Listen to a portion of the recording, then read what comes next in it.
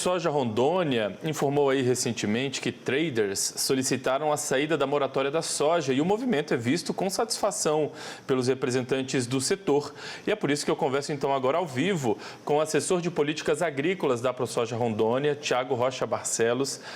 Thiago, primeiramente, bom dia. Seja bem-vindo aqui com a gente. Obrigado pela participação. Tudo bem? Tudo bem, bom dia, Felipe. Bom dia a todos que nos assistem. Thiago, queria que você trouxesse essa notícia para a gente, então, para quem está em casa nos assistindo, ainda não soube, explica para a gente que movimento é esse que está acontecendo. Bom, Felipe, já há algum tempo os produtores vêm se insurgindo sobre um acordo denominado Moratória da Soja, um acordo que foi feito entre empresas adquirentes e exportadoras de soja do Brasil, onde elas se comprometiam a não adquirir soja de áreas que foram convertidas para a agricultura após 2008, né?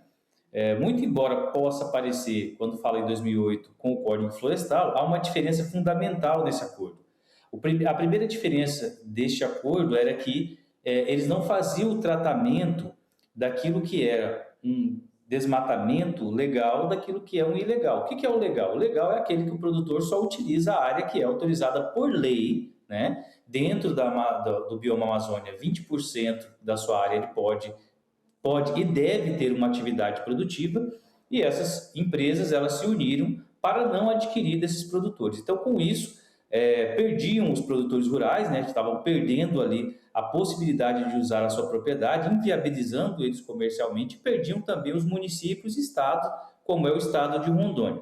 Então, a partir de um movimento que vem sendo feito tanto em Rondônia quanto no Mato Grosso, no Maranhão, Tocantins, Pará, foram judicializados, foi ingressado com uma reclamação no CAD, o CAD viu ali evidências de uma prática de cartel que está sendo investigada, né? Mas leis estaduais foram sendo aprovadas para quê? Para retirar incentivos fiscais, ou seja, aquela redução de impostos que é para poder investir e viabilizar a indústria dentro dos estados, de empresas que tratassem de maneira discriminatória os produtores rurais daqueles estados.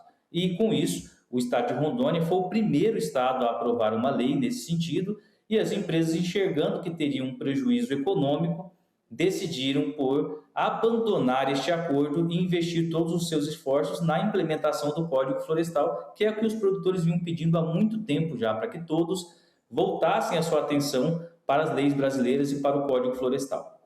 E aí, para o produtor, na prática, o que isso significa? Esse movimento significa, em especial aí para o produtor de soja, né? Isso é positivo, essa saída, então, né? É muito positivo, significa o restabelecimento da justiça.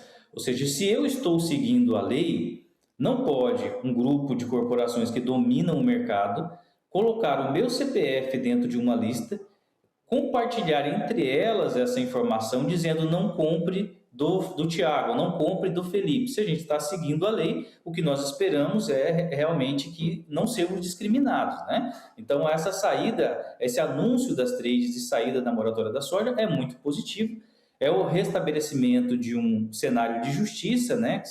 Preciso seguir a lei e o ordenamento jurídico brasileiro, embora ele aconteça de maneira bastante tardio, né? Esse acordo ele prosperou aí por quase 20 anos, né? Então muita gente sofreu, muitos produtores de Rondônia sofreram e tiveram grandes prejuízos por conta desse aceno, né? Então as empresas fizeram isso para acenar lá para fora, para os seus adquirentes, para os seus compradores, ao passo em que estavam aqui subjugando muitos produtores no país. Depois de todo esse movimento, você avalia que a ProSoja de Rondônia, ela sai inclusive fortalecida desse debate, Thiago? A entidade atuou, né, firmemente em cima dessa questão e aí agora a gente vê os reflexos de toda essa atuação, então a entidade sai fortalecida de todo esse debate? Sai extremamente fortalecida, né? Eu acho que o setor sai fortalecido porque havia esse acordo, esse é um acordo... É um aparato, né, institucional das maiores corporações do mundo, né? Primeiro a gente entra por aí. Depois é que ele estava encapsulado num discurso ambiental. Então é um acordo de ordem econômica que estava ali envolvido por um discurso ambiental. E os produtores tinham muita dificuldade de mostrar, dizendo, olha, não tem nada de ambiental nisso daqui, isso aqui é interesse econômico. Mas quando você tentava romper a bolha da comunicação, tinha uma grande dificuldade. Então, como os produtores se uniram e começaram a mostrar os prejuízos que a sociedade teria com a perpetuação desse tipo de conduta, então prefeitos, vereadores, deputados começaram a se envolver, a sociedade começou a ouvir um pouco o lado do produtor rural e entender que, olha, isso está chegando até os meus interesses. Se a soja está tendo uma certa interferência na lógica de mercado, no livre comércio, isso está manipulando de alguma forma, está interferindo naquilo que vai chegar, por exemplo, a se transformar em proteína animal. A soja, ela é predominantemente utilizada para rações, que no final das contas vai virar carne suína, frangos, carne bovina, e aí vai terminar no prato de todo mundo. Então, quando a sociedade veio para junto desse debate, fortaleceu sem dúvida, eu acho que sai fortalecido tanto a ProSoja Rondônia, os produtores de soja do estado de Rondônia, mas como do Brasil também. A Amazônia, como eu disse, né, os estados da Amazônia, eles se uniram em uma coalizão exatamente para conseguir fazer esse debate, e agora a gente consegue provar que, diante de uma situação de injustiça, os produtores conseguem estabelecer uma estratégia conjunta e conseguem melhorar a sua comunicação com a sociedade. Sem dúvida, o setor e a sociedade rondoniense saem fortalecidos disso, viu? Sai fortalecido e, pelo que a gente vê, a tendência é que esse pacto ambiental da moratória da soja seja, de fato, esvaziado, né? A gente vê esse movimento, como a gente comentou, em Mato Grosso, em Rondônia. A tendência é, de fato, um esvaziamento dessa questão, né?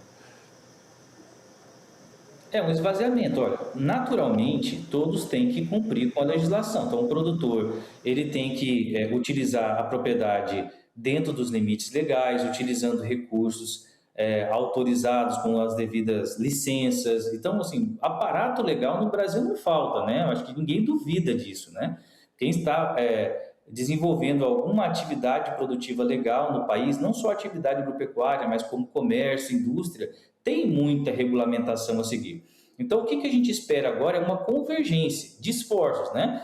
Então, as entidades que representam os produtores, as entidades que representam as trades, começarem a voltar o seu olhar para a regularização ambiental, né? Tanto ajudando com que o estado de Rondônia e os estados da Amazônia Legal possam acelerar a análise do CAR, a regularização, que aquele produtor ele possa ter um documento testificando, né? Atestando que, olha, o que eu estou fazendo aqui, eu estou seguindo a lei.